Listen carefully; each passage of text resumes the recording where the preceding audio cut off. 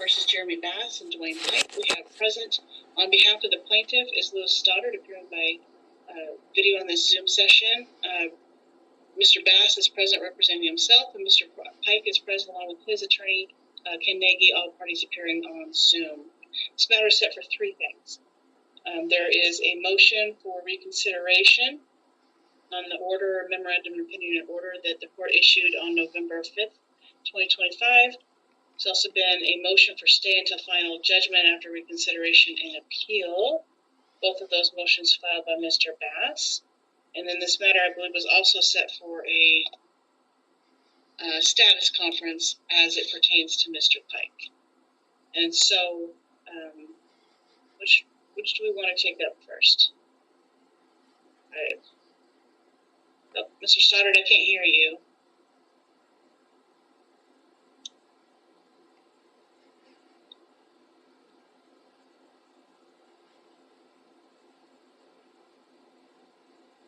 Well, Your Honor, while Mr. Stoddard is trying to unmute, I think it makes sense to take up Mr. Bass's motions first, unless the court wants to take up the status conference first. And but I think that Mr. Pike's issues are contingent upon how Mr. Bass's motions are resolved. So that's the argument that I would make with regards to whether the court would be setting something, presumably in eviction proceedings, for Mr. Pike. Okay, thank you. Your Honor, I would also be in agreement with that. All right, so Mr. Stoddard, are you able to, do you have, nope. You might have to log out and then rejoin the hearing. I've seen this happen in other hearings.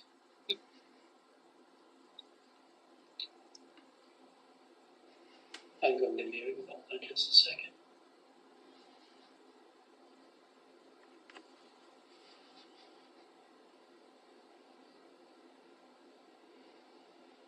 Can you hear?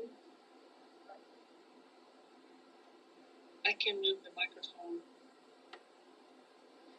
closer to the speaker on the computer.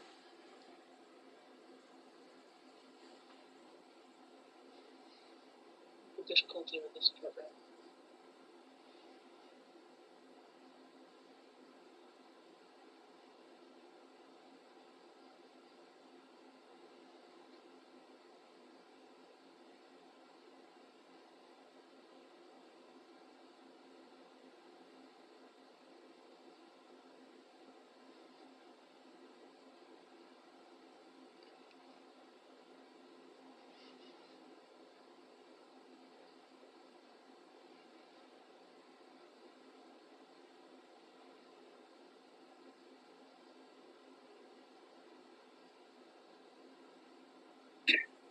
All right, I believe I'm connected now, Your Honor. Can you hear me?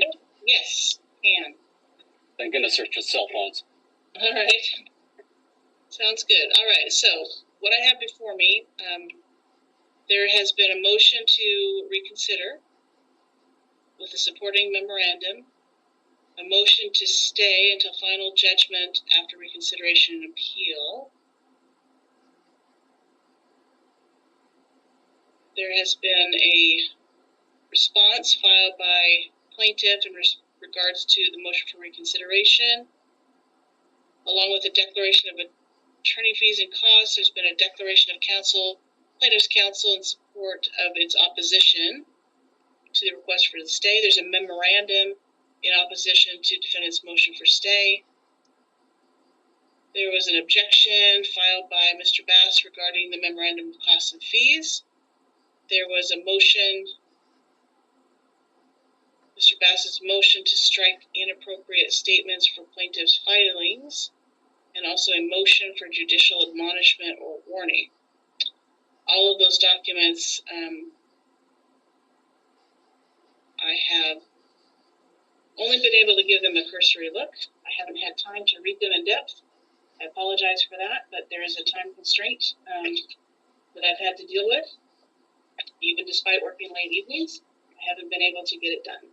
And so I would invite argument, but I would ask parties to not repeat what's in their filings. I will read them in depth when we've concluded this hearing, which probably gives you a preview that I'm not going to be prepared to enter a ruling on this matter at the end of this hearing. I will be taking it under advisement and issuing a separate written order in regards to these motions. But I would ask your argument to, you can certainly summarize what you've argued, but I'd ask you not to go in depth or repeat verbatim what you've already placed in your motions that I'm going to read. So we'll start with you, Mr. Bass. First, this is your motion. I wanted to start with the opposition's being that the citing was wrong. If you look at Johnson versus Lagos, it specifically says in there that none of the authorities preclude reconsideration of the trial court's interlocutory decision on the basis of initial evidence. Indeed, the ruling requires new evidence. Indeed, a rule requiring new evidence on a motion for reconsideration would be a cause for concern. It would prevent any party from drawing the trial court attention from errors of law or fact in the initial decision, precluding the correction of even flagrant errors except through an appeal. But let me stop you. What exactly are you arguing? Counter to what the premise of the opposition to the motion for reconsideration was. Narrow it down, please. The main argument in the opposition for my motion for reconsideration is that I would need to present new facts, but those what he was citing, when I read through it, it specifically says that it'd be a and I quote, a motion. It would be of great concern for if reconsideration required new facts to be presented for. So that's the whole premise of the objection to my motion for reconsideration is. What is the basis of your motion for reconsideration? What do you think I did wrong? That's that the law was misapplied because in order for us to, the way the law reads is that I misapplied the. You're arguing I misapplied the law. What law? Of in particular. The law in particular. Yeah. You have to have a basis for a motion for reconsideration. What do you think I did wrong? What did I misapply? Direct me to it. The premise was that because there was printed checks that it was acceptable, and that's normal behavior. It is. All right. That it was normal behavior.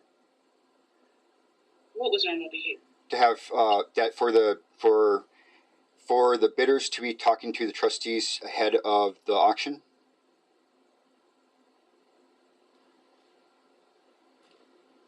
Okay, so you're arguing that I was incorrect when I said it was normal for the bidders to conversate with, to have any private conversations with the auctioneers or the trustees ahead of a public auction. To speak in advance to the auctioneer or to the trustee? Both.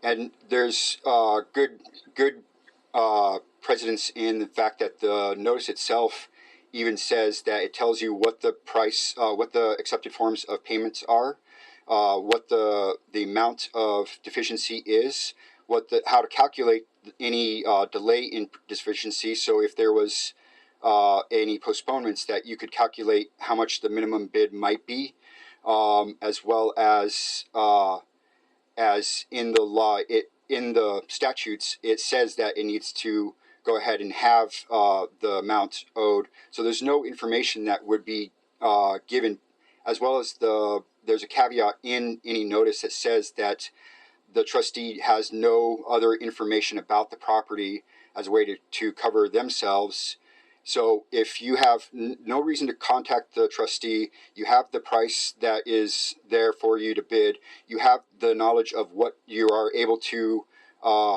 bring that's acceptable payments, I argue that that the law is, because of the Sherman Act, not allowed to talk behind closed doors for a public auction, that there's no reason to contact the trustees, and that's the intent of the law.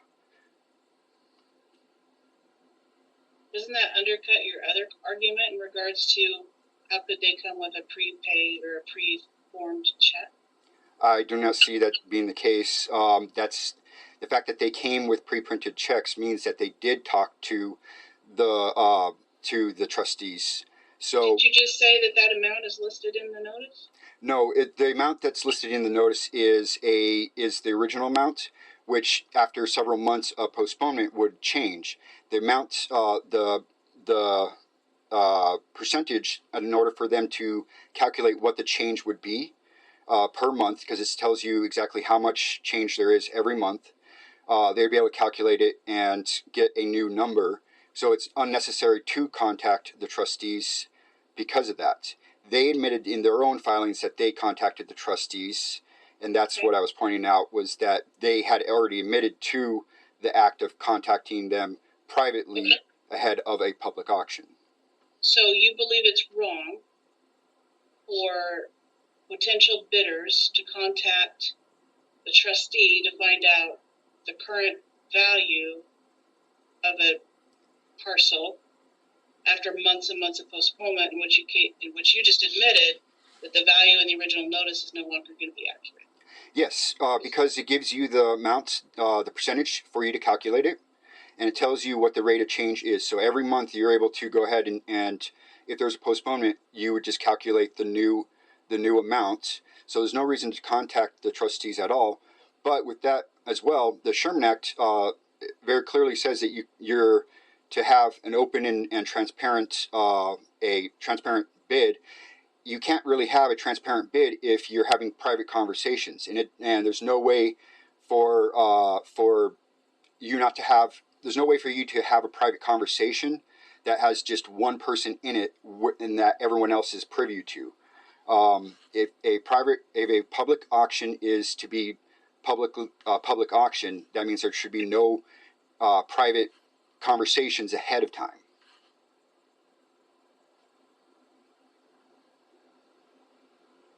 All right. Is that the only thing I got wrong, or is there more? It all stems around the Sherman Act and the way that goes. I didn't want to fully get into all of what I put in. The summary basically is that I gave several places that support, several more sightings that support what I've said, which is that it was void from the start. So basically, there's no protection afforded to them because there was no valid title that was conveyed. So because there's no valid title that transfers, there's no rights that are afforded that transfer with it. So there's no protection under that law because of that being void already. And it's a difference between void and voidable. Voidable means that there's a chance that there's that there could have rights and something to argue. Void from the get-go means that there's no rights to be transferred or to be argued for, and that is supported in the memorandum I gave. All right, thank you. Anything further? On the motion to the strike and those, it is repeatedly presented that I'm uncredible and basically that I'm stealing, and I take a great offense to the fact to be accused of stealing on something. I make no profit off of anything that gets. In fact, I pay out my own pocket in order to keep the lights on and to keep the water and everything going for the tenant, which is something that is required to be done, and no effort by anyone else has been to take care of Mr. Pike's needs. I pay out of my own pocket. I'm not making any profit at all here, and or do I take any extra money onto my own? So I'm not stealing. I'm not taking any profit off of this. I'm actually going into I'm paying into debt. And so also, Mr. Pike's not paying you rent? he pays me part of it, and the rest of it goes. Idaho Housing has been sending it, as far as I understand it, to the plaintiffs, and so they've been collecting $400 some odd a month.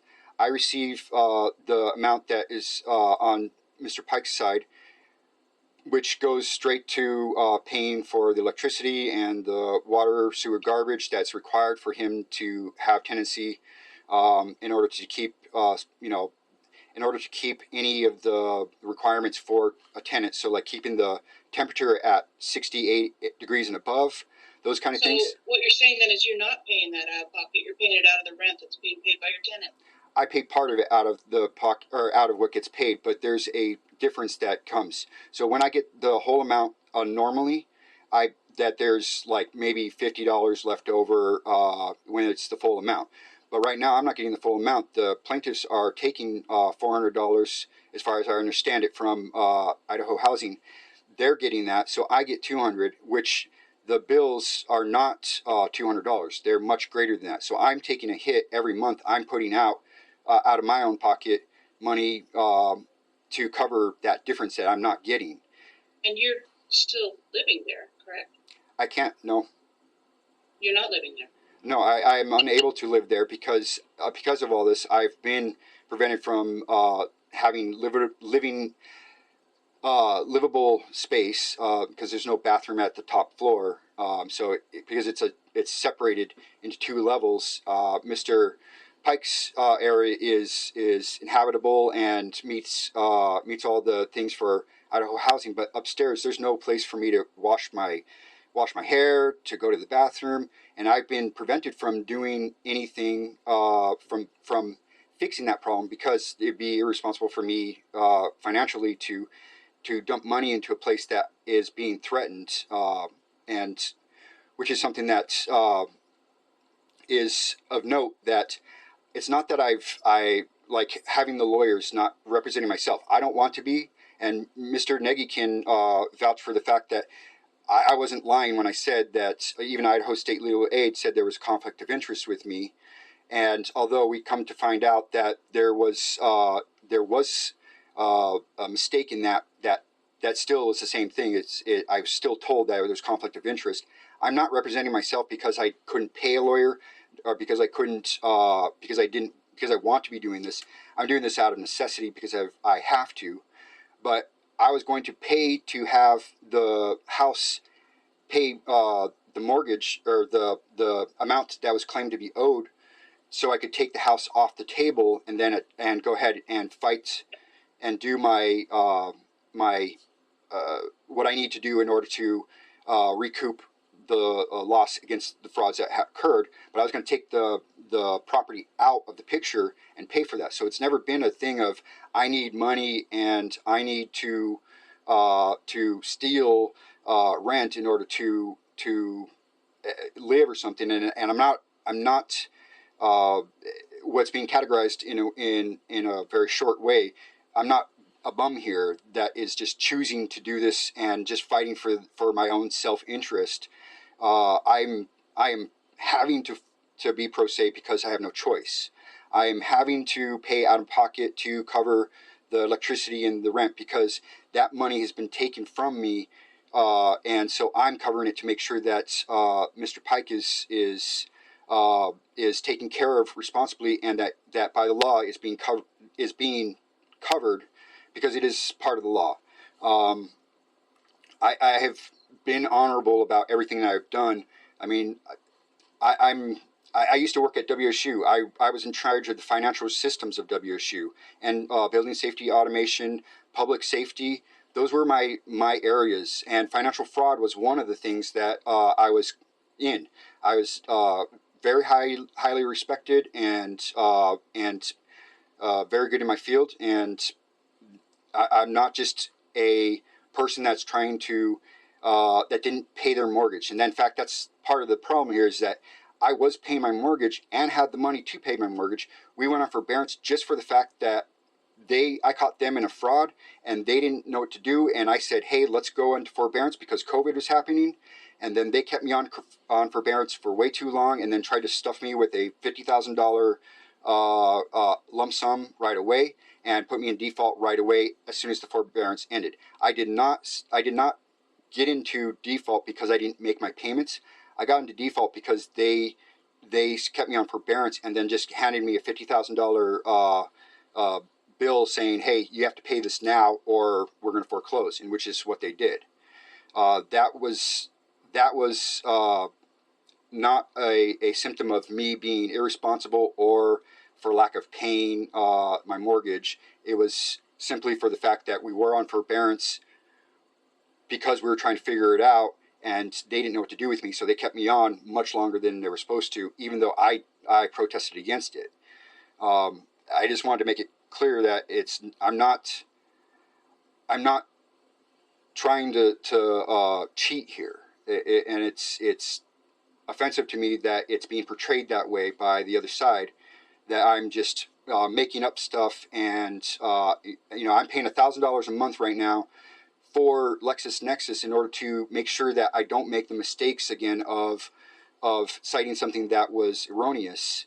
And even in which is funny because here I'm being accused of that in pleading that's against this motion, yet the law that was cited, or the case that was cited, is completely wrong and it's backwards, saying quite the opposite. Instead of it, I should have evidence for a reconsideration. Instead, it actually says that it would be a cause for concern if there was a requirement for new evidence, and so that is completely opposite of what they intended. And that's kind of the problem here, is that everything keeps getting switched around where I'm on the wrong side when that's is far from the case. I'm not trying to cheat my way through things here. I'm being honest and wholehearted about everything and well intended on everything.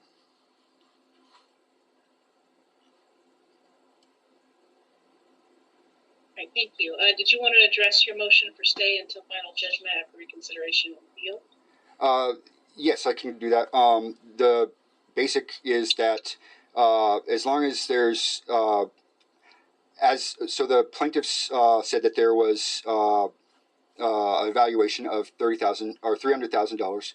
That is that's part of the problem here, is that I will lose $300,000 in this and have a stake higher than theirs overall. They're 160 some odd thousand, and there's a theft of equity if they do were to win of $150,000. So my loss here is greater overall, and by keeping us exactly where we're at right while we go through this is more. It reduces the amount of injury that could happen to any side. They're claiming that they would see injury, but they've taken so long to even act on any particular action. This was February when they made their bid and interacted with the trustee and had their sale. But we're sitting here in December because they've taken their time, and obviously they're not actually that rushed to do anything. So the stay is appropriate because it reduces the amount of injury on both sides. All right, just to clarify, so the auction was in February, and this lawsuit was filed in July. Yeah. So the reason we're here in December. Yep. And I issued my ruling in November, early November, and we're here in December based on your motion. Do you understand that? Yeah. And if the roles were reversed and I was the plaintiff here and I was coming at it in March, we would have been in your I would have filed in March, and we would have been here at this point probably in July. They were slow to move, slow to react, and that's part of the reason is I would speculate on why, but the fact is that they were not in a rush to do anything, and if they're not in a rush to do anything, that there's no harm in going ahead to stay while we sort this out.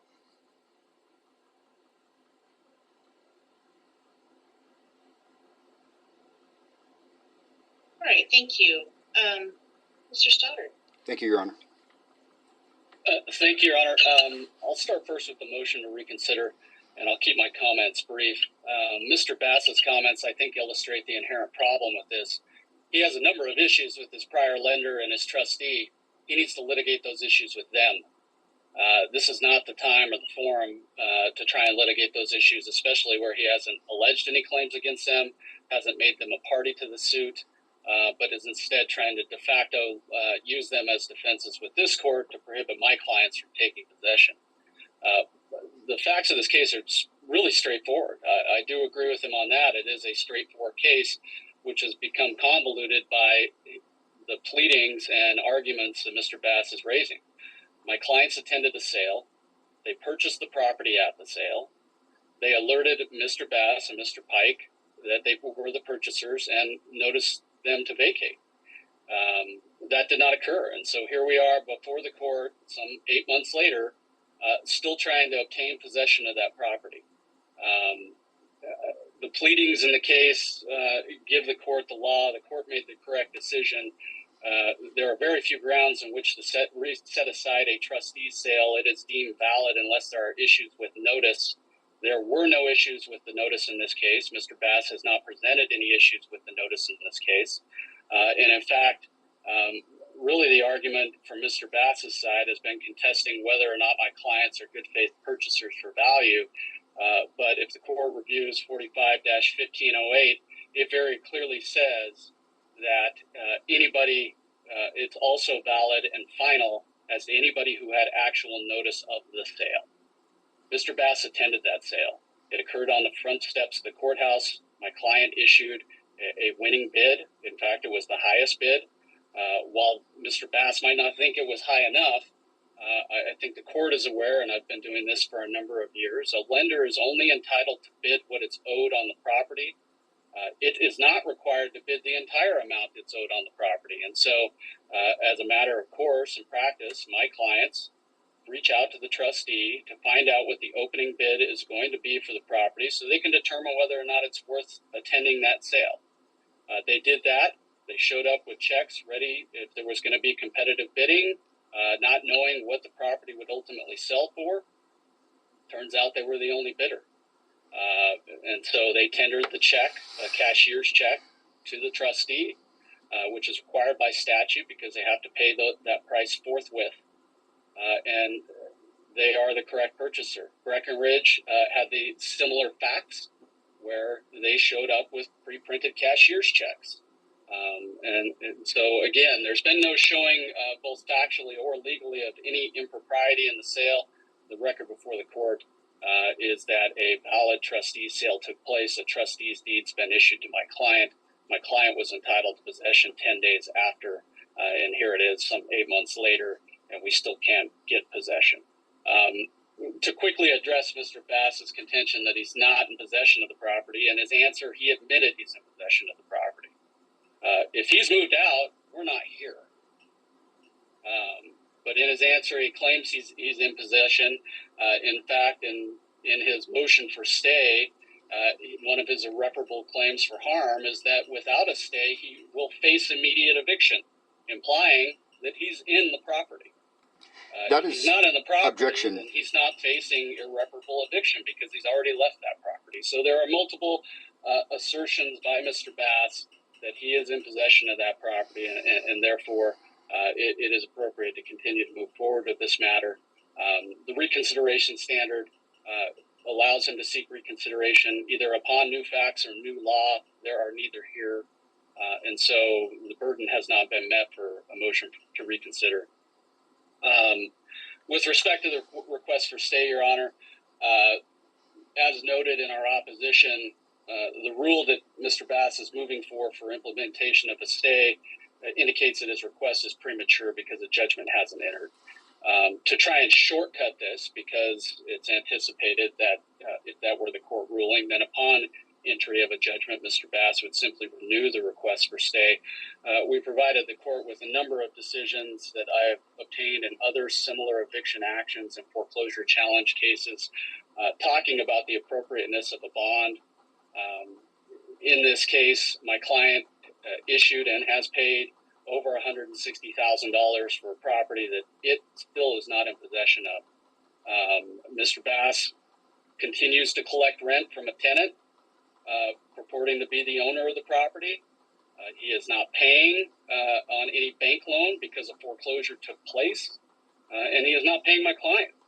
So the longer that this drags on, it's only to his financial benefit. To quickly address any delay in this matter, I think the court record is clear. My client purchased the property in February, sent a notice to vacate at the end of March, at which point Mr. Pike indicated he was a tenant of the property, and under the Protecting Tenants of Foreclosure Act, he is entitled to 90 days, if there is no lease, before he can be evicted from the property.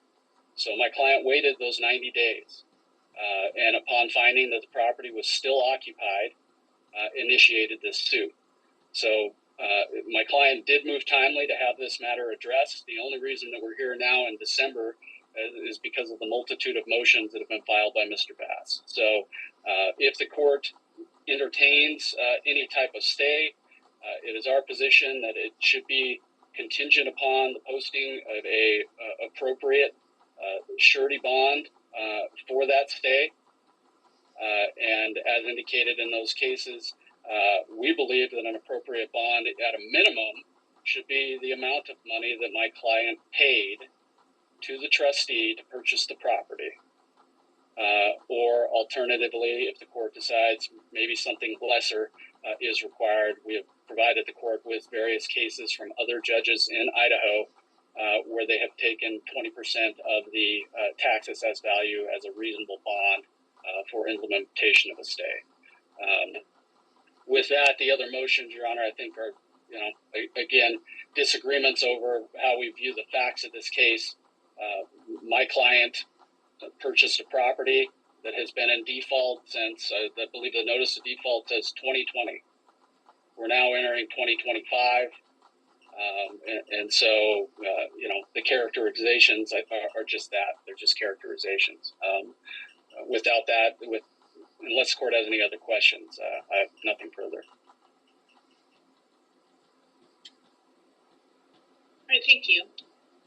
In regards to the motion for reconsideration, as I indicated when we began, I'm going to take that matter under advisement. I will issue a written decision regarding that particular motion. In regards to the motion to stay, there is no final judgment entered in this case yet to stay.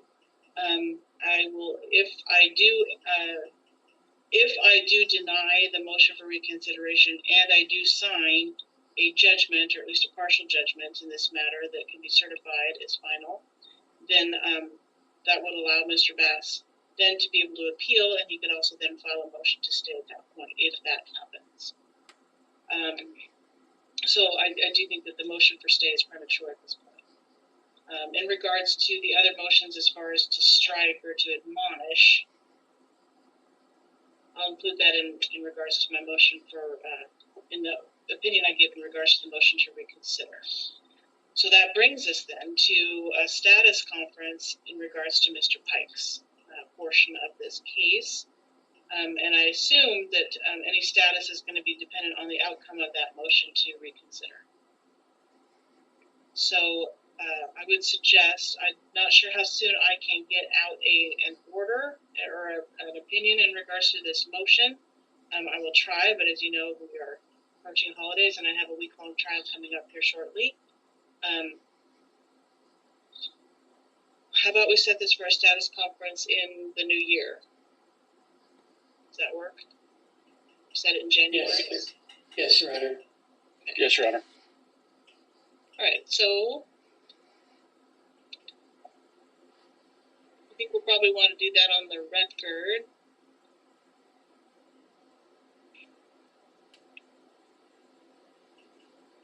I could either set it this early morning of the 7th, Tuesday the 7th, Is that January, Your Honor? It's January, yes. I'm trying to avoid February. I have a 6-week murder trial starting. So I'd like to get this in February, or in January, excuse me. I could set it January 21st. That's quite out there quite a ways. Do you have a preference? I could do it the 7th. I could do it. See, I already have one set at 8:45. I could set one at 8:30. Your Honor, may I check my schedule really quickly? I'm in our conference. Certainly. It'll You take bet. me 30 seconds. The 7th or the 21st? The 7th would have to be early, like 8:30 or 8:15, like I did in the old days, setting status conferences. Or I could set it on the 21st. I could set it at 10. I'm wide open that morning. Okay, I'll check those times. Thank you, Your Honor. I'll be Okay, back thank you. in 30 seconds. Not a problem.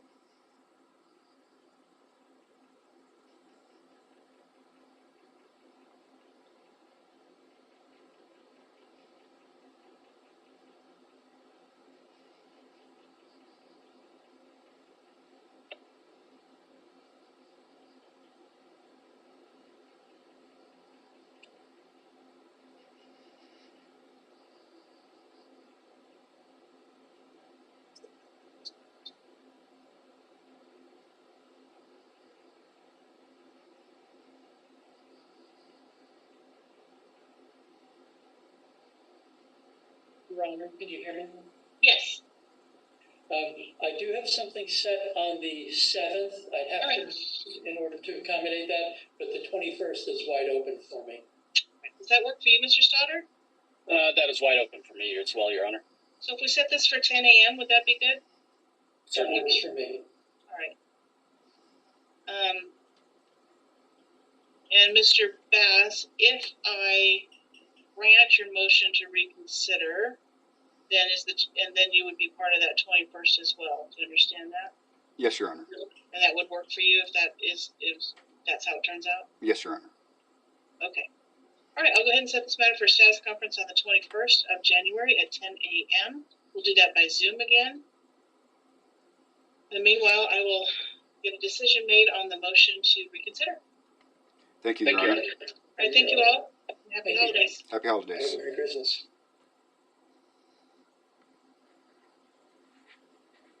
May we leave, Your Honor? You may, thank you. Thank you, Nancy. All right, thank you. Thank you. See you next week. All right.